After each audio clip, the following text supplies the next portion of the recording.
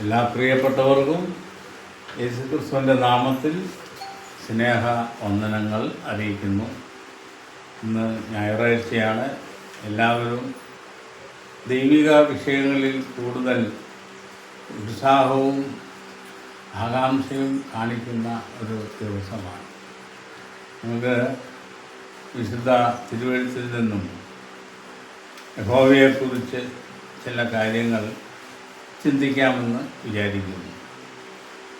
അപ്പോസ്തല പ്രവൃത്തി 17-ാം അധ്യായത്തിൽ പൗലോസ് അപ്പോസ്തലൻ അഥേനയിൽ ചെന്ന് പ്രസംഗിക്കുന്ന ഒരു വിഷയം, അവിടെ 22 മുതൽ പറയുന്ന ചില കാര്യങ്ങൾ നമുക്ക് ഒന്ന് ഓടിച്ച് ചിന്തിക്കാം. പൗലോസ് അരയോഗമധ്യേ നിന്നുകൊണ്ട് പറഞ്ഞത്, അഥേന പുരുഷന്മാരെ, നിങ്ങൾ എല്ലാറ്റിലും അതിഭക്തന്മാർ എന്ന് ഞാൻ കാണുന്നു. ഞാൻ ചുറ്റി നടന്ന് നിങ്ങളുടെ പൂജാസ്ഥാനങ്ങളെ നോക്കുമ്പോൾ അജ്ഞാത ദേവനെന്ന് എഴുത്തുള്ള ഒരു വേദിക്കല്ല് കണ്ടു. എന്നാൽ നിങ്ങൾ അറിയാതെ പൂജിക്കുന്നത് തന്നെ ഞാൻ നിങ്ങളോട് അറിയിക്കുന്നു. ലോകവും അതിലുള്ളതൊക്കെയും ഉണ്ടാക്കിയ ദൈവം സ്വർഗത്തിനും ഭൂമിക്കും നാഥനാകൊണ്ട് കൈപ്പണിയായ ക്ഷേത്രങ്ങളിൽ വാസം ചെയ്യുന്നില്ല. താൻ എല്ലാവർക്കും ജീവനും ശ്വാസവും സകലവും കൊടുക്കുന്നവനാകിയാൽ വല്ലതിനും മുട്ടുള്ളവനെന്ന പോലെ മനുഷ്യ കൈകളാൽ ശുശ്രൂഷ ആവശ്യപ്പെടുന്നില്ല.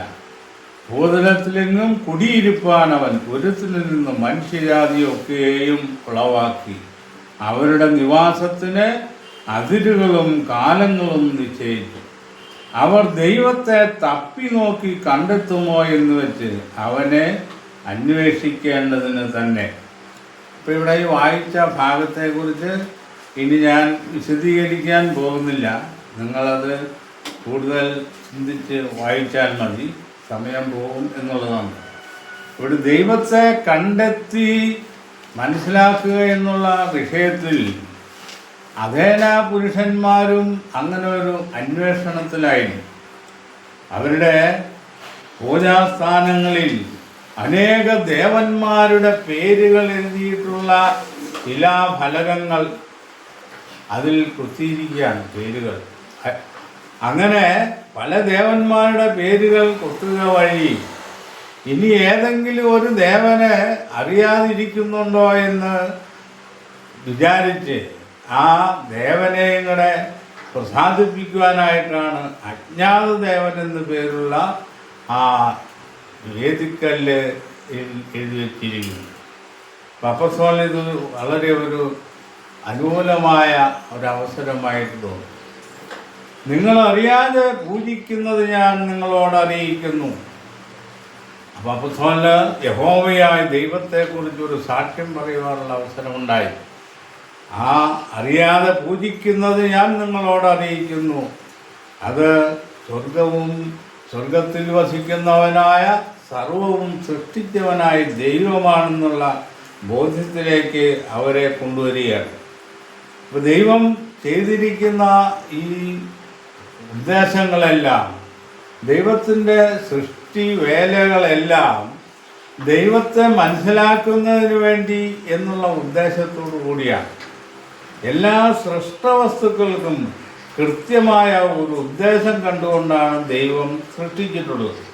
അപ്പോൾ ഭൂതലത്തിലെങ്ങും കുടിയിരിപ്പാൻ മനുഷ്യജാതിയൊക്കെയും ഉളവാക്കി അവരുടെ താമസത്തിന്, അവരുടെ ആയുസ്സിന് അതിരുകൾ, കാലങ്ങൾ നിയമിച്ചു. ദൈവത്തെ തപ്പി നോക്കി കണ്ടെത്തണമെന്ന്. ഇന്ന് അനേകരും ഇങ്ങനെ ഒരു സൂക്ഷ്മമായ അന്വേഷണത്തിലേക്ക് പോകുവാൻ മനസ്സില്ല. തപ്പി നോക്കണം.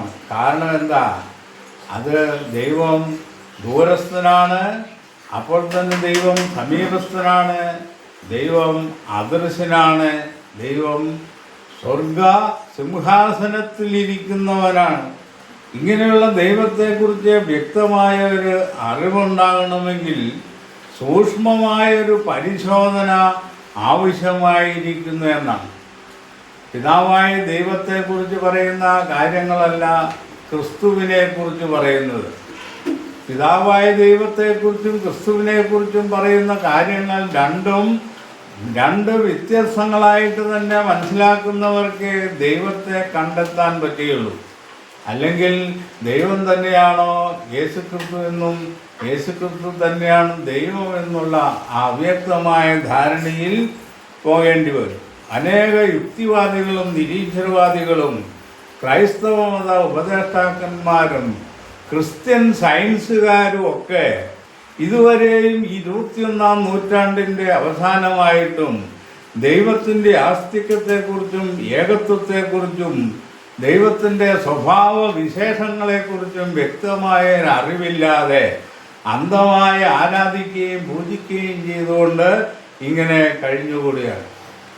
അന്ധമായ ആരാധനയും പ്രവർത്തനങ്ങളൊന്നും ബൈബിളിൻ്റെ നിയമപ്രകാരം യാതൊരു പ്രതിഫലത്തിനും അർഹിക്കുന്നതല്ല എന്നുള്ളതാണ് വേദപുസ്തകം പറയുന്നത്. വേദപുസ്തകത്തിൽ പറയുന്നതുമായ പ്രതിഫലം പ്രാപിക്കണമെങ്കിൽ അതിന് കൃത്യമായ ഒരു ചട്ടമുണ്ടായെന്നാണ് പറഞ്ഞിരിക്കുന്നത്. ഒരുവൻ മല്ല് കെട്ടിയാലും ചട്ടപ്രകാരം പോരാടിയില്ലെങ്കിൽ കിരീടം ലഭിക്കുകയില്ല. അപ്പം നേരായ വഴിയിൽ കൂടെയുള്ള ഒരു ഓട്ടം ആരംഭിക്കുകയും അവസാനിക്കുകയും ചെയ്യുന്നവർക്കാണ് ബൈബിളിൽ പറഞ്ഞിരിക്കുന്ന പ്രകാരമുള്ള പ്രതിഫലം ലഭിക്കുകയുള്ളൂ. ബൈബിളിൻ്റെ ആശയങ്ങൾക്ക് വിപരീതമായിട്ടുള്ള ആശയങ്ങൾ പറയുകയും പ്രവർത്തിക്കുകയും ചെയ്യുന്നവർക്കും അത് പ്രേരിപ്പിക്കുന്നവർക്കും ശിക്ഷയാണ് ലഭിക്കാൻ പോകുന്നതെന്നും വേദപുസ്തകം പറയുന്നുണ്ട്. എൻ്റെ വചനം നിന്റെ വായിൽ എടുപ്പാൻ നിനക്കെന്ത് കാര്യം? വിശുദ്ധ വേദപുസ്തകം യഹോവയായ ഏകദൈവത്തെക്കുറിച്ച് മനുഷ്യരാശിക്ക് അറിവ് നൽകുന്നത് പോലെ അറിവ് നൽകുവാൻ ഈ പ്രപഞ്ചത്തിൽ യാതൊരു ഗ്രന്ഥങ്ങൾക്കും ഇന്നുവരെയും കഴിഞ്ഞിട്ടില്ല എന്നുള്ളതാണ്. ഹൈന്ദവ പുരാണങ്ങളുണ്ട്, ഇസ്ലാം മതമുണ്ട്, ബുദ്ധമതമുണ്ട്. ഈ പറയുന്ന ഒരു ഇസങ്ങൾക്കും ദൈവത്തെക്കുറിച്ച് കൃത്യമായ ഒരു അറിവ് മനുഷ്യലോകത്തിന് കൊടുക്കുവാൻ സാധിച്ചിട്ടില്ല. അത് ഇന്നും പരാജയത്തിൻ്റെയും നാശത്തിൻ്റെയും വഴിയിലാണ് എന്നുള്ളതാണ്. യുക്തിവാദികൾക്ക് ദൈവമുണ്ടെന്ന് തെളിവ് വേണം, നിരീശ്വരവാദികൾക്ക് ദൈവമുണ്ടെന്ന് തെളിവ് വേണം. ക്രൈസ്തവ മാർഗത്തിലെ ഉപദേഷ്ടാക്കന്മാർക്ക് ദൈവം ഏകനാണോ ത്രിയേകനാണോ എന്നുള്ള കാര്യത്തിൽ സംശയമാണ്. ആടി ഉലയുന്ന വള്ളം പോലെയാണ്, വേലിയിലിരിക്കുന്ന തേങ്ങ പോലെ അങ്ങോട്ടും ഇങ്ങോട്ട് ആടിക്കൊണ്ടിരിക്കുകയാണ്. ഈ ഉപദേശങ്ങളുടെ എല്ലാം വെളിച്ചത്തിൽ ചില സത്യങ്ങൾ പരിശോധിക്കാമെന്ന് ചുരുങ്ങിയ സമയം കൊണ്ട് ചെയ്യാമെന്നാണ് വിചാരിക്കുന്നത്. ദൈവത്തെക്കുറിച്ച് അറിയാൻ നമുക്ക് വ്യക്തമായ 5 കാര്യങ്ങൾ വേദപുസ്തകത്തിൽ നമുക്ക് ഒന്ന് പരിശോധിക്കാം. ഒന്ന്, പ്രപഞ്ചം എന്നുള്ളതാണ്. ഈ പ്രപഞ്ചം എന്ന് പറയുമ്പോൾ സൃഷ്ടവസ്തുക്കളാണ്. സൃഷ്ടവസ്തുക്കൾ എന്ന് പറയുമ്പോൾ ഒരു സൃഷ്ടാവിൻ്റെ കയ്യാൽ നിർമ്മിക്കപ്പെട്ടിട്ടുള്ളതിനെയാണ് സൃഷ്ടവസ്തു എന്ന് പറയുന്നത്. ഏതൊരു വസ്തുവും സൃഷ്ടിക്കുവാൻ, നിർമ്മിക്കുവാൻ ഒരു ആള് വേണം എന്നുള്ളതാണ്. ഈ ലോകത്തിൽ നിന്ന് മനുഷ്യൻ അനേകം നിർമ്മിതികൾ നടത്തിക്കൊണ്ടിരിക്കുന്നു. ആ നിർമ്മിതികൾക്ക് പിന്നിൽ ഒരു ഏക മൂല കാരണമുണ്ടായിരിക്കുമെന്നുള്ള വസ്തുത നിഷേധിച്ചുകൊണ്ടാണ് യുക്തിവാദികളും നിരീശ്വരവാദികളും നിലകൊള്ളുന്നത്. ഈ പ്രപഞ്ചം ഫൈൻ ട്യൂണിങ് യൂണിവേഴ്സാന്ന് പറയുന്നുണ്ട്. എന്തുകൊണ്ടാണ് പ്രപഞ്ചം ഫൈൻ ട്യൂണിങ് യൂണിവേഴ്സായിരിക്കുന്നത്? അതിന് ഒരു ഏക സൃഷ്ടാവുള്ളത് കൊണ്ടാണ് അതങ്ങനെ ഫൈൻ ട്യൂണിങ് ആയിരിക്കുന്നത്. അത് എന്നേക്കും നിലനിൽക്കണമെന്നുള്ള ഉദ്ദേശത്തോടു കൂടി സൃഷ്ടിച്ചുകൊണ്ടാണ് ഫൈൻ ട്യൂൺ ആയത്. അല്ലെങ്കിൽ അത് നാനാവിധത്തിലുള്ള ഒരു നിയമത്തിനും വിധേയമാകാത്ത വിധത്തിലുള്ള ഒരു സൃഷ്ടിവേലയായി തന്നെ ഇവിടെ ഇരുന്നിരുന്നേനെ. അതിനെക്കുറിച്ച് ഞാൻ വിശദമായി ഒന്നും പറയാൻ ആഗ്രഹിക്കുന്നില്ല. പ്രപഞ്ചത്തിൻ്റെ നിലനിൽപ്പ് ദൈവത്തിൻ്റെ ഉദ്ദേശപ്രകാരമാണ് എന്ന് സ്ഥാപിക്കുന്ന ചില വാക്യങ്ങളെക്കുറിച്ച് നമുക്ക് ചിന്തിക്കാം. 19-ാം സങ്കീർത്തനം അതിൻ്റെ 1 മുതലുള്ള ചില വാക്യങ്ങൾ. ആകാശം ദൈവത്തിൻ്റെ മഹത്വത്തെ വർണ്ണിക്കുന്നു, ആകാശവിധാനം അവൻ്റെ കൈവേലിയെ പ്രസിദ്ധമാക്കുന്നു. പകൽ പകലിന് വാക്കുപൊഴിക്കുന്നു, രാത്രി രാത്രിക്ക് അറിവ് കൊടുക്കുന്നു. ഭാഷണമില്ല, വാക്കുകളില്ല, ശബ്ദം കേൾപ്പാനുമില്ല. ഭൂമിയിൽ എല്ലായിടവും അതിൻ്റെ അളവ് നൂലും ഭൂതലത്തിൻ്റെ അറ്റത്തോളം അതിൻ്റെ വചനങ്ങളും ചെല്ലുന്നു. അവിടെ അവൻ സൂര്യനൊരു കൂടാരമടിച്ചിരിക്കുന്നു. അത് മണവറയിൽ നിന്ന് പുറപ്പെടുന്ന മണവാളന് തുല്യം. വീരനെ പോലെ തൻ്റെ ഓട്ടം ഓടുവാൻ സന്തോഷിക്കുന്നു. ആകാശത്തിൻ്റെ അറ്റത്ത് നിന്ന് അതിൻ്റെ ഉദയവും അറുതി വരെ അതിൻ്റെ അയനവുമാകുന്നു.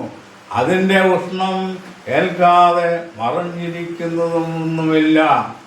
104-ാം സങ്കീർത്തനത്തിലും ഈ ഭൂമിയെക്കുറിച്ചും പ്രപഞ്ചത്തെക്കുറിച്ചും ഒരുപാട് കാര്യങ്ങൾ വിശദീകരിക്കുന്നുണ്ട്. അപ്പം ദൈവത്തിൻ്റെ ഈ ഭൗമികമായ സൃഷ്ടികളിൽ സൂര്യചന്ദ്ര നക്ഷത്രാദികൾ ഇതിനെക്കുറിച്ച് എന്താണ് ദൈവം ഉദ്ദേശിച്ചിരിക്കുന്നത്, എന്തിനു വേണ്ടിയാണ് പ്രപഞ്ചം സൃഷ്ടിക്കപ്പെട്ടിരിക്കുന്നത്, അതിൻ്റെ ഉദ്ദേശം എന്താണ്? 148-ാം സങ്കീർത്തനത്തിൽ സ്വർഗത്തിൽ നിന്ന് യഹോവയെ സ്തുതിപ്പിൻ, സ്വർഗത്തിൽ നിന്ന് യഹോവയെ സ്തുതിപ്പിൻ, ഭൂമിയിൽ നിന്ന് യഹോവയെ സ്തുതിപ്പിൻ എന്ന് പറയുന്ന രണ്ട് ഭാഗമായിട്ട് 148-ാം സങ്കീർത്തനത്തെ ഭാഗിച്ചിട്ടുണ്ട്. അപ്പോൾ സ്വർഗത്തിൽ നിന്ന് എന്താണ് പറയുന്നതെന്ന് നോക്കാം. യഹോവയെ സ്തുതിപ്പിൻ, സ്വർഗത്തിൽ നിന്നും യഹോവയെ സ്തുതിപ്പിൻ, ഉന്നതങ്ങളിൽ നിന്ന് അവനെ സ്തുതിപ്പിൻ, അവന്റെ സകല ദൂതന്മാരുമായുള്ളവരെ അവനെ സ്തുതിപ്പിൻ, അവന്റെ സർവ്വ സൈന്യവുമേ അവനെ സ്തുതിപ്പിൻ, സൂര്യചന്ദ്രന്മാരെ അവനെ സ്തുതിപ്പിൻ, പ്രകാശമുള്ള സകല നക്ഷത്രങ്ങളുമായുള്ളവയെ അവനെ സ്തുതിപ്പിൻ, സ്വർഗാതിസ്വർഗവും ആകാശത്തിനു മീതെയുള്ള വെള്ളവുമായുള്ളവയെ അവനെ സ്തുതിപ്പിൻ. അവൻ കൽപ്പിച്ചിട്ട് അവ സൃഷ്ടിക്കപ്പെട്ടിരിക്കയാൽ അവ യഹോവയുടെ നാമത്തെ സ്തുതിക്കട്ടെ. അവൻ അവയെ സദാകാലത്തേക്കും സ്ഥിരമാക്കി ലംഘിക്കരുതാത്ത ഒരു നിയമം വച്ചുവരിക്കുന്നു. തിമിംഗലങ്ങളും എല്ലാ ആഴങ്ങളുമായുള്ളവയെ ഭൂമിയിൽ നിന്നും യഹോവയെ സ്തുതിപ്പിൻ. തീയും കന്മഴയും ഹിമവും ആവിയും അവന്റെ വചനം അനുഷ്ഠിക്കുന്ന കൊടുങ്കാറ്റും പർവ്വതങ്ങളും സകല കുന്നുകളും ഫലവൃക്ഷങ്ങളും സകല ദേവദാരുക്കളും മൃഗങ്ങളും സകല കന്നുകാലികളും ഇഴജന്തുക്കളും പറവജാതികളും ഭൂമിയിലെ രാജാക്കന്മാരും സകല വംശങ്ങളും ഭൂമിയിലെ പ്രഭുക്കന്മാരും സകല ന്യായാധിപന്മാരും യുവാക്കളും യുവതികളും വൃദ്ധന്മാരും ബാലന്മാരും ഇവയൊക്കെയും യഹോവയുടെ നാമത്തെ സ്തുതിക്കട്ടെ. അവന്റെ നാമം മാത്രം ഉയർന്നിരിക്കുന്നത്, അവന്റെ മഹത്വം ഭൂമിക്കും ആകാശത്തിനും മേലായിരിക്കുന്നു. തന്നോട് അടുത്തിരിക്കുന്ന ജനമായി ഇസ്രായേൽ മക്കളായ തന്റെ സകല ഭക്തന്മാർക്കും പുകഴ്ചയായി അവൻ സ്വജനത്തിന് ഒരു കൊമ്പിനെ ഉയർത്തിയിരിക്കുന്നു. അപ്പൊ 148-ാം സങ്കീർത്തനം നിങ്ങളെല്ലാവരും വളരെ വ്യക്തമായിട്ട് വായിച്ചു പഠിക്കേണ്ടതാണ്. ഭൗമികമായതും സ്വർഗീയമായതും ഈ രണ്ടു മേഖലകളിലുള്ള സൃഷ്ടവസ്തുക്കളെ കുറിച്ച് യഹോവയുടെ ഉദ്ദേശം എന്നാണ് അവിടെ വെളിപ്പെടുത്തിയിരിക്കുന്നത്. അതായത് സൃഷ്ടാവിന് സൃഷ്ടവസ്തുക്കളെ കുറിച്ചൊരു ഉദ്ദേശമുണ്ട് എന്നുള്ളതാണ്. എന്താണ് അതിൽ പറഞ്ഞിരിക്കുന്ന ഉദ്ദേശം? ജീവനുള്ളതും ജീവനില്ലാത്തതും യഹോവയെ സ്തുതിക്കട്ടെ എന്നാണ്. യഹോവയെ സ്തുതിക്കാൻ വേണ്ടിയിട്ടാണ് യഹോവ ഈ പ്രപഞ്ചത്തെയും ഭൂമിയെയും ഭൂമിയിലുള്ള മനുഷ്യനെയും ജീവജാലങ്ങളെയും എല്ലാം സൃഷ്ടിച്ചിരിക്കുന്നത്. സ്വർഗത്തിലെ ദൂതന്മാർ അവിടെ യഹോവയെ സ്തുതിക്കുന്നു. ഇവിടെ ഭൂമിയിലെ മനുഷ്യൻ, പക്ഷി, മൃഗങ്ങൾ ഇവയെല്ലാം യഹോവയെ സ്തുതിക്കുന്നു അവരവരുടെ ഭാഷകളിലാണ്. ഇപ്പോൾ ദൂതന്മാർ, മറ്റ് സൃഷ്ടവസ്തുക്കൾ, സൂര്യചന്ദ്ര നക്ഷത്രാദികൾ ഇവയെല്ലാം യഹോവയെ സ്തുതിക്കട്ടെ. യെശയ്യാ പ്രവചനം 40-ാം അധ്യായം 12-26 വാക്യങ്ങൾ നമുക്കൊന്ന് പരിശോധിക്കാം. അവിടെ എന്താണ് എഴുതിയിരിക്കുന്നത്? ഈ പ്രപഞ്ചത്തെക്കുറിച്ചാണ് എഴുതി. 12-ാം വാക്യം, തന്റെ ഉള്ളം കൈകൊണ്ട് വെള്ളം അളക്കുകയും ചാണുകൊണ്ട് ആകാശത്തിന്റെ പരിമാണം എടുക്കുകയും ഭൂമിയുടെ പൊടി നാഴിയിൽ കൊള്ളുകയും പർവ്വതങ്ങൾ വെള്ളിക്കോൽ കൊണ്ടും കുന്നുകൾ തുലാസിലും തൂക്കുകയും ചെയ്യുന്നവൻ ആർ. 26-ാം വാക്യം, നിങ്ങൾ കണ്ണ് മേലോട്ട് ഉയർത്തി നോക്കുവിൻ, ഇവയെ സൃഷ്ടിച്ചതാര്? അവൻ യഹോവയുടെ സൈന്യത്തെ സംഖ്യാക്രമത്തിൽ പുറപ്പെടുവിക്കുകയും അവയെല്ലാം പേർ ചൊല്ലി വിളിക്കുകയും ചെയ്യുന്നു. അവന്റെ വീര്യമഹാത്മ്യം നിമിത്തവും അവന്റെ ശക്തിയുടെ ആധിക്യം നിമിത്തവും അവയിൽ ഒന്നും കുറഞ്ഞു കാണുകയില്ല. ഇവിടെ ഭൂമിയുടെ നിർമ്മാണത്തെ കുറിച്ച് പൊടി നാഴിയിൽ കൊള്ളിച്ചു, വെള്ളത്തെ കൂമ്പാരമായി കൂട്ടിവെച്ചു, പർവ്വതത്തെയും കുന്നുകളെയും വെള്ളിക്കോല് കൊണ്ട് തൂക്കി അളന്നു വെച്ചു. എന്താണ് ഇതിൻ്റെ സൃഷ്ടിയുടെ പിന്നിൽ കൃത്യമായ ദൈവത്തിൻ്റെ ഉദ്ദേശം? ഹിമാലയ പർവ്വതം നിങ്ങൾ പലരും കണ്ടിട്ടുണ്ടായി. അതിൻ്റെ ഗാംഭീര്യം, അതിൻ്റെ നിലനിൽപ്പ്, അതിൻ്റെ വിസ്തീർണം, അതിൻ്റെ ഉയരം. ഒരു ചെറിയ മലകളാണേലും അതിൻ്റെ കൃത്യമായ നിർമ്മിതി ഇതെല്ലാം വെള്ളിക്കോല് കൊണ്ട് അളന്ന് പരിശോധിച്ചു വച്ചിരിക്കുന്നതാണ്. ഇത് യാദൃച്ഛികമായി സംഭവിച്ചതാണെന്നാണ് ഇവിടെ പറയുന്ന പരിണാമവാദികളും യുക്തിവാദികളും നിരീശ്വരവാദികളും. ഒന്നും യാദൃച്ഛികമല്ല. നല്ല തെളിഞ്ഞ നീലാകാശമുള്ളപ്പോൾ രാത്രിയിൽ വളരെ വിസ്തൃതമായ ഒരു പ്രദേശത്ത് പോയിട്ട് നിങ്ങൾ മുകളിലേക്കൊന്ന് നോക്കുക. നിങ്ങളുടെ കണ്ണ് ഉയർത്തി മുകളിലേക്ക് നോക്കുവിൻ. ഓരോ നക്ഷത്ര സമൂഹം നമ്മുടെ കണ്ണെത്താത്തത്. ആ ഒരൊറ്റ കാഴ്ചയിൽ തന്നെ നമ്മൾ അമ്പരന്ന് പോകും. ഇതാര് സൃഷ്ടിച്ചു? ഇതെങ്ങനെ സൃഷ്ടിച്ചു? ഇതെവിടെ നിൽക്കുന്നു?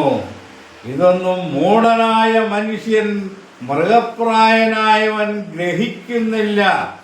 ഇന്ന് അങ്ങനെയുള്ള ആളുകളുടെ സംഖ്യ വർദ്ധിച്ചു വന്നുകൊണ്ടിരിക്കുക.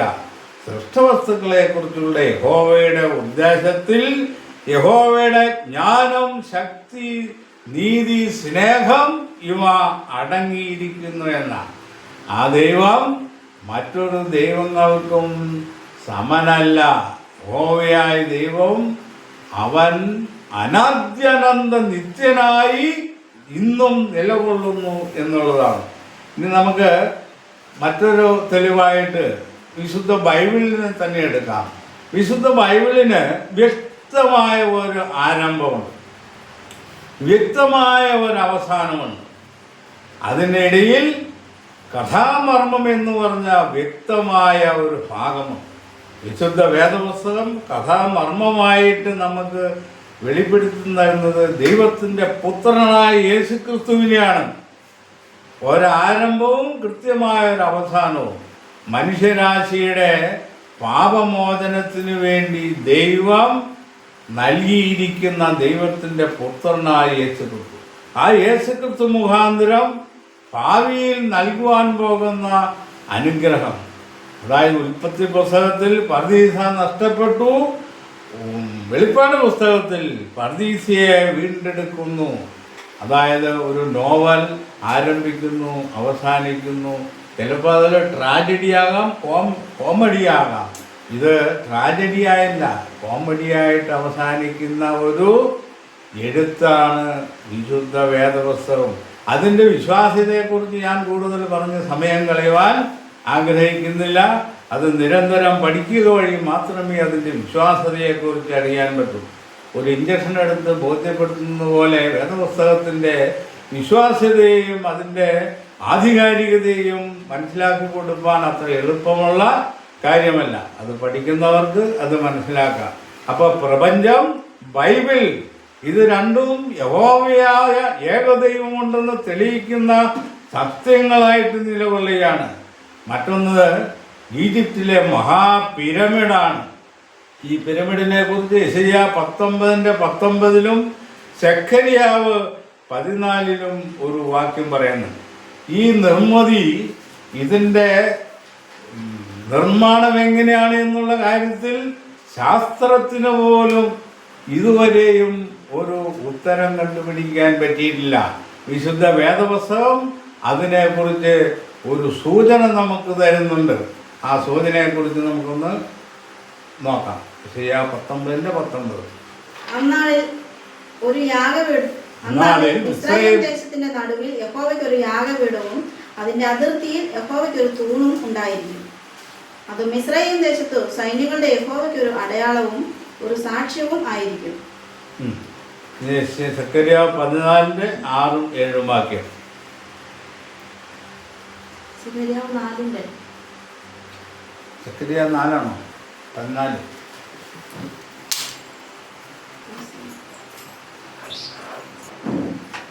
സെഖര്യാവ് 4:6-7 വാക്യം.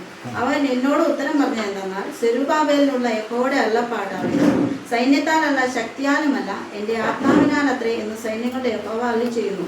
സെരുബാബേലിന്റെ മുമ്പിലുള്ള മഹാപർവ്വതമേ, നീ സമഭൂമിയായി തീരും. അതിന് കൃപ കൃപ എന്ന ആർപ്പോടുകൂടെ അവൻ ആണിക്കല്ല് കയറ്റും. ഇവിടെ സെക്കരിയാവിൽ പറയുന്ന ഈ നിർമ്മിതി അത് യെരുശലേം ദേവാലയം പണിയുന്ന കാര്യമല്ല. അതിനെ ബേസ് ചെയ്തുകൊണ്ട് മുൻപേ നടന്നിരുന്ന ഒരു നിർമ്മിതിയെക്കുറിച്ച് പ്രവചന രൂപത്തിൽ പറഞ്ഞിരിക്കുന്നു. അതിൻ്റെ അടിസ്ഥാനക്കല്ല് കൃപ കൃപ എന്ന ആർപ്പോടെ കയറ്റുമെന്ന. സാധാരണ ആണിക്കല്ല് അടിസ്ഥാനക്കല്ല് ഇടുന്നത് ഭൂമിയിലാണ്, ഇത് മുകളിലേക്കാണ് കയറ്റുന്നത്. അത് എന്താണ് അതിൻ്റെ ഉദ്ദേശം? ഈ പിരമിഡിൻ്റെ ഏറ്റവും മുകളിലുള്ള ആ ഒറ്റക്കല്ല് തന്നെ ഒരു പിരമിഡാണ്, അത് കോണാകൃതിയിലുള്ള കല്ലാണ്. അതാണ് ഈ 450 അടി ഉയരത്തിലേക്ക് കയറ്റി വച്ചിരിക്കുന്നത്. ഇത് അമാനുഷ്യമായ ശക്തിയാൽ നിർമ്മിക്കപ്പെട്ടിരിക്കുന്നതാണ് പിരമിഡ്. ഈ പിരമിഡിനെ എങ്ങനെ നിർമ്മിക്കാമെങ്കിൽ ഈ പ്രപഞ്ചത്തെ സൃഷ്ടിക്കാനാണോ യഹോവയ്ക്ക് ശക്തിയില്ലാത്തത്? അപ്പം ഈ 2 നിർമ്മിതികൾ അത് മിസ്രൈം ദേശത്തിൻ്റെ നടുവിലാണ്, ഭൂമിയുടെ നടുവിലാണ് ഈ പിരമിഡ്. ഈ പിരമിഡിനെ കുറിച്ചും അതിൻ്റെ ഉദ്ദേശങ്ങളെ കുറിച്ചും നമ്മൾ വീഡിയോയിൽ ഇട്ടിട്ടുണ്ട്. ഇഷ്ടമുള്ളവർക്ക് അത് പരിശോധിച്ച് മനസ്സിലാക്കാവുന്നതാണ്. അപ്പോൾ 2-3 കാര്യങ്ങളായി. ഇനി നമുക്ക് അടുത്ത തെളിവ്, ദൈവമുണ്ടെന്ന് ഒറ്റ നോട്ടത്തിൽ നമുക്ക് സമ്മതിക്കാവുന്ന ഒരു തെളിവ്. ഒരിക്കൽ ഒരു പണ്ഡിതനായ ഒരാൾ മറ്റൊരാളോട് ചോദിച്ചു, ദൈവമുണ്ടെന്ന് എന്താണ് ഒരു തെളിവ്? അപ്പോൾ അദ്ദേഹം പറഞ്ഞു, യഹൂദനാണ്. ദൈവമുണ്ടെന്നുള്ളതിന് തെളിവ് യഹൂദനാണ്, വേറെ ഒന്നിനും തെളിവ് അന്വേഷിച്ച് പോകണ്ട. യഹൂദൻ്റെ ഉത്ഭവം, യഹൂദൻ്റെ നിലനിൽപ്പ്, യഹൂദനെ കുറിച്ചുള്ള ദൈവത്തിൻ്റെ ഉദ്ദേശം, ഈ വിധ വിഷയങ്ങൾ ബൈബിൾ എന്താണ് പറഞ്ഞിരിക്കുന്നതെന്ന് പരിശോധിക്കുന്നവർക്ക് ദൈവമുണ്ടെന്ന് സമ്മതിക്കുവാൻ വേറെ ഒരു തെളിവും വേണം. ഇതിനു മുമ്പ് നമ്മൾ പറഞ്ഞ 3 തെളിവുകളില്ലേലും ഇസ്രായേൽ എന്ന് പറയുന്ന ആ ജനത്തെ നിരീക്ഷിക്കുന്നവർക്ക് പ്രപഞ്ചത്തിൻ്റെ സൃഷ്ടാവുണ്ടെന്ന് സമ്മതിച്ചേ പറ്റൂ. അതിനായിട്ട് നമുക്കൊരു വാക്യം പരിശോധിക്കാം. ഒരുപാട് വാക്യങ്ങളൊന്നും പറയുന്നില്ല. യെശയ്യാ പ്രവചനം 41-ന്റെ 8, 9, 10 വാക്യങ്ങൾ ഒന്ന് പരിശോധിക്കാം. നീയോ എൻ്റെ ദാസനായ ഇസ്രായേലേ, ഞാൻ തിരഞ്ഞെടുത്ത യാക്കോബേ, എൻ്റെ സ്നേഹിതനായ അബ്രാഹാമിൻ്റെ സന്തതിയെ, നീ എൻ്റെ ദാസൻ, ഞാൻ നിന്നെ നിരസിച്ചു കളയാതെ തിരഞ്ഞെടുത്തിരിക്കുന്നു എന്ന് പറഞ്ഞുകൊണ്ട് ഭൂമിയുടെ അറ്റങ്ങളിൽ നിന്ന് എടുക്കുകയും അതിൻ്റെ മൂലകളിൽ നിന്നും വിളിച്ചു ചേർക്കുകയും ചെയ്തിരിക്കുന്നതിനായുള്ളവേ, നീ ഭയപ്പെടേണ്ട, ഞാൻ നിന്നോട് കൂടെയുണ്ട്. ഭ്രമിച്ചു നോക്കേണ്ട, ഞാൻ നിന്റെ ദൈവമാകുന്നു. ഞാൻ നിന്നെ ശക്തീകരിക്കും, ഞാൻ നിന്നെ സഹായിക്കും. എൻ്റെ നീതിയുള്ള വലം കൈകൊണ്ട് ഞാൻ നിന്നെ താങ്ങും. നിന്നോട് കോപിച്ചിരിക്കുന്ന എല്ലാവരും ലജ്ജിച്ച് അമ്പരന്നു പോകും. ഇസ്രായേലിനെ കുറിച്ച് പറഞ്ഞിരിക്കുന്ന, എൻ്റെ സ്നേഹിതനായ അബ്രാഹാമിൻ്റെ സന്തതിയെ, ഞാൻ നിന്നെ ഉപേക്ഷിക്കുകയില്ല, നീ ലജ്ജിച്ചു പോകുകയില്ല.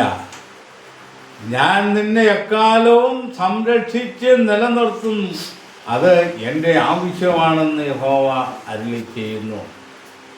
ഇന്ന് ഇസ്രായേൽ യുദ്ധങ്ങളിൽ ഏർപ്പെട്ടുകൊണ്ടിരിക്കുക. ഇസ്രായേലിൻ്റെ യുദ്ധങ്ങളൊക്കെ ഇതിനു മുമ്പും യഹോവ തന്നെയാണ് നിയന്ത്രിച്ചിട്ടുള്ളത്.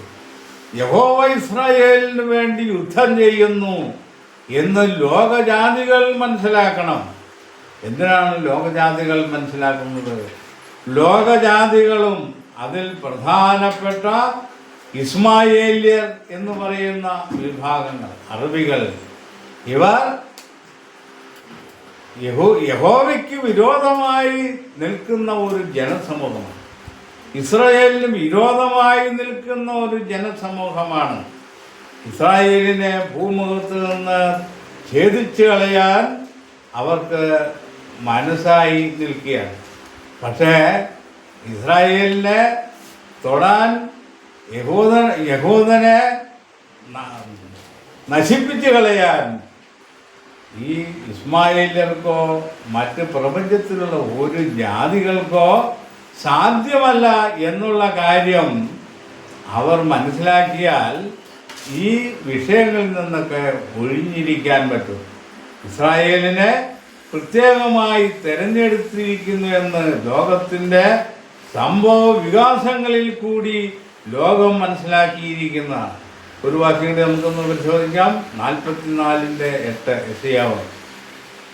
നിങ്ങൾ ഭയപ്പെടേണ്ട, പേടിക്കുകയും വേണ്ട. പണ്ട് തന്നെ ഞാൻ നിന്നോട് പ്രസ്താവിച്ച് കേൾപ്പിച്ചില്ലയോ? നിങ്ങൾ എന്റെ സാക്ഷികളാകുന്നു. നിങ്ങൾ എന്റെ സാക്ഷികളാകുന്നു. ഇസ്രായേൽ ലോകത്തിൽ യഹോവയുടെ സാക്ഷികളായി തീരാൻ പോകും. അതിൻ്റെ പ്രാരംഭ നടപടികളാണ് ഇപ്പോൾ നടന്നുകൊണ്ടിരിക്കുന്നത്. അവർക്കെതിരെയുള്ള എല്ലാ ഇടർച്ചകളെയും നീക്കിക്കളഞ്ഞിട്ട് യഹോവ അവർക്ക് പൂർണ്ണമായ സംരക്ഷണം നൽകിക്കൊണ്ടിരിക്കുകയാണ്. അങ്ങനെയാണ് ഇസ്രായേൽ യഹോവയുടെ സാക്ഷികളാകുന്നത്. ഒന്ന് രാജാക്കന്മാർ 8:23 ശലോമോൻ ഇസ്രായേലിനെ കുറിച്ച് പറയുന്ന ഒരു വാക്യം നമുക്കൊന്ന് പരിശോധിക്കാം. ഇസ്രായേലിന്റെ ദൈവമായ യഹോവേ, പൂർണ്ണ ഹൃദയത്തോടെ നിന്റെ മുമ്പാകെ നടക്കുന്ന നിന്റെ ദാസന്മാർക്കായി നിയമവും ദൈവവും പാലിക്കുന്ന നിന്നെ പോലെ മീതെ സ്വർഗത്തിലും താഴെ ഭൂമിയിലും യാതൊരു ദൈവവുമില്ല. ഇസ്രായേലിന്റെ ദൈവമായ യഹോവയെ പോലെ സ്വർഗത്തിലോ ഭൂമിയിലോ മറ്റ് യാതൊരു ദൈവവുമില്ല എന്നുള്ള കാര്യമാണ് ജ്ഞാനിയായ ശലോമോൻ ഇവിടെ വിവരിക്കുന്നു. അപ്പോൾ സ്വർഗത്തിൽ യഹോവയ്ക്ക് സമനായിട്ട് പറയാൻ ഒരാളുണ്ടെങ്കിൽ യേശുക്രിസ്തു. അവിടെയും യഹോവയ്ക്ക് സമനായിട്ടില്ല. ഭൂമിയിൽ ഇന്ന് മനുഷ്യൻ നിർമ്മിച്ചിട്ടുള്ള അനേക സങ്കല്പ ദൈവങ്ങളും ദേവതകളുമുണ്ട്. അവർക്കും യഹോവയോട് സമനാകാൻ പറ്റില്ല. 82-ാം സങ്കീർത്തനത്തിൽ അതിനെക്കുറിച്ച് പറയുന്നു. ദൈവം ദൈവങ്ങളുടെ സഭയിൽ നിൽക്കുന്നു, അവൻ ദേവന്മാരുടെ ഇടയിൽ ന്യായം വിധിക്കുന്നു. ഈ ലോകത്തിലെ സങ്കല്പ ദേവതകളെയും ദൈവങ്ങളെയും യഹോവയായ ദൈവം ന്യായം വിധിക്കുന്നു. അതിനുവേണ്ടി അവരുടെ ഇടയിൽ നിൽക്കുന്നു എന്നാണ്. അപ്പം ഇസ്രായേൽ യഹോവയുടെ ഒരു വിശുദ്ധ സന്തതിയായി ഈ ഭൂമിയിൽ നിലനിൽക്കുന്നു എന്നുള്ളത് അദർശനായ യഹോവയെ കുറിച്ചുള്ള അറിവ് നമുക്ക് നൽകുന്ന ഒരു മാധ്യമമാണ്. അടുത്തത് യെരുശലേം എന്ന് പറയുന്ന ആ ആലയത്തെക്കുറിച്ച് നമുക്കൊരു വാക്യം പഠിക്കാം. 1 രാജാവ് 8:17, 18, 19 വാക്യങ്ങൾ. ഞാൻ ഇവിടെ യെരുശലേം എന്ന് ഉദ്ദേശിക്കുന്നത് ശലോമോൻ പണിത ആ ആലയത്തെക്കുറിച്ചാണ്. വായിച്ചു. ഇസ്രായേലിന്റെ ദൈവമായ യഹോവയുടെ നാമത്തിന് ഒരു ആലയം പണിയണം എന്ന് എന്റെ അപ്പനായ ദാവീദിന് താല്പര്യമുണ്ടായിരുന്നു. എന്നാൽ യഹോവ എന്റെ അപ്പനായ ദാവീദിനോട്, എന്റെ നാമത്തിന് ഒരു ആലയം പണിയണമെന്ന് നിനക്ക് താല്പര്യം ഉണ്ടായല്ലോ. അങ്ങനെ താല്പര്യമുണ്ടായത് നല്ലത്. എങ്കിലും എന്റെ ആലയം പണിയേണ്ടത് നീയല്ല, നിന്റെ കുടിപ്രദേശത്ത് ഉത്ഭവിക്കുന്ന മകൻ തന്നെ എന്റെ നാമത്തിന് ആലയം പണിയുമെന്ന് കൽപ്പിച്ചു. അപ്പൊ ഇസ്രായേലിന്റെ ദൈവമായ യഹോവയ്ക്ക് ഒരു ആലയം പണിയണമെന്നുള്ള ആഗ്രഹം ദാവീദിനുണ്ടായി. ദാവീദ് ആ കാര്യം യഹോവയോടെ അറിയിക്കുകയും ചെയ്തു. അപ്പോൾ യഹോവ പറഞ്ഞു, നിന്റെ ആഗ്രഹം നല്ലത് തന്നെയാണ്, പക്ഷേ എനിക്ക് വേണ്ടി ഒരു ആലയം പണിയേണ്ടത് നീയല്ല, നിന്റെ മകനായ ശലോമോൻ തന്നെ അത് പണിയും.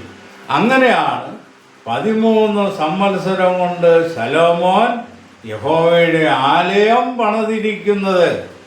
ആലയത്തിൻ്റെ നിർമ്മിതി, ആ ആലയത്തിൽ ഉൾപ്പെടുത്തിയിരിക്കുന്ന അതിൻ്റെ കണക്കുകൾ, ഇതെല്ലാം നാം പഠിക്കുമ്പോൾ ദൈവത്തിൻ്റെ പ്ലാനുകൾ അവിടെ അടക്കിയിരിക്കുന്നു എന്ന് കാണുവാൻ കഴിയും. അത് അങ്ങനെയാണ് യെരുശലേം യഹോവയുടെ ഒരു സാക്ഷ്യമായി ആ ആലയം നിലനിൽക്കും.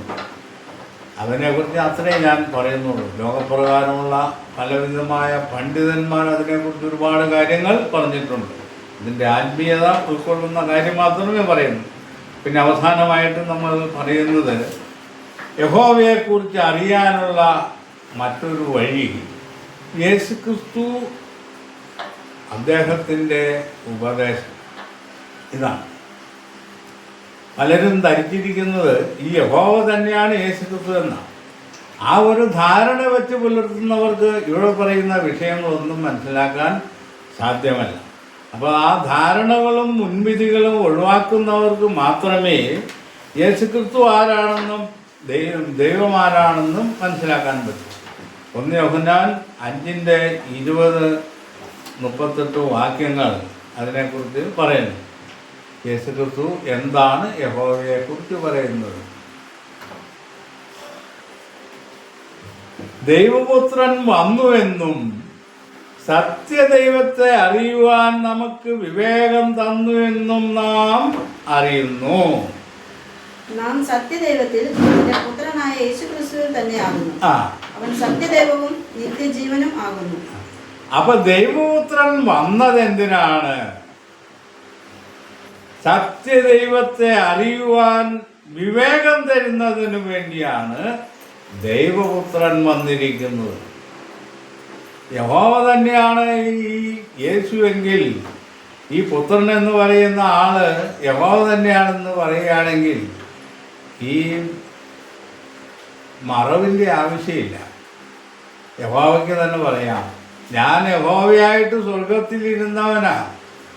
നിങ്ങൾ പാപം ചെയ്ത് കൊള്ളരുതാത്തവരായി തീർന്നതുകൊണ്ട് ഞാൻ നിങ്ങൾക്ക് വേണ്ടി മറുവിലയാകുവാൻ കന്യാമറിയാമിൻ്റെ ഗർഭത്തിൽ കൂടി മനുഷ്യനായി വന്നതാണ് ഞാൻ കുറച്ച് കഴിയുമ്പോൾ കാൽവറി ക്രൂശിൽ മരിക്കും, അല്ലെ എന്നെ യഹൂദന്മാർ കൊല്ലും, അങ്ങനെ ഞാൻ 3-ാം ദിവസം ഉയർത്തെഴുന്നേൽക്കും. ഇങ്ങനെയുള്ള കാര്യങ്ങൾ സ്പഷ്ടമായിട്ട് പറയാൻ പാടില്ലായിരുന്നോ? എന്തിനായി ഇങ്ങനെ മൂടിക്കെട്ടി പറയുന്നത്? യഹോവ അയച്ചിരിക്കുന്നു എന്നെ എന്ന് യേശുക്രിസ്തു പറയുന്നു. എന്നെ അയച്ചിരിക്കുന്നത് പിതാവിൻ്റെ ഇഷ്ടം ചെയ്യുവാനാണ് എന്ന് പറഞ്ഞിരിക്കുന്നു. അപ്പോൾ യഹോവ സ്വർഗത്തിലാന്നുള്ള ആ ഒരു ബോധം ഉൾക്കൊള്ളുവാൻ കഴിയാത്ത ഓരോ മനുഷ്യനും വ്യക്തമായ യാഥാർത്ഥ്യബോധം ഇല്ലാത്തവനാണ് എന്നാണ് മനസ്സിലാക്കുന്നത്.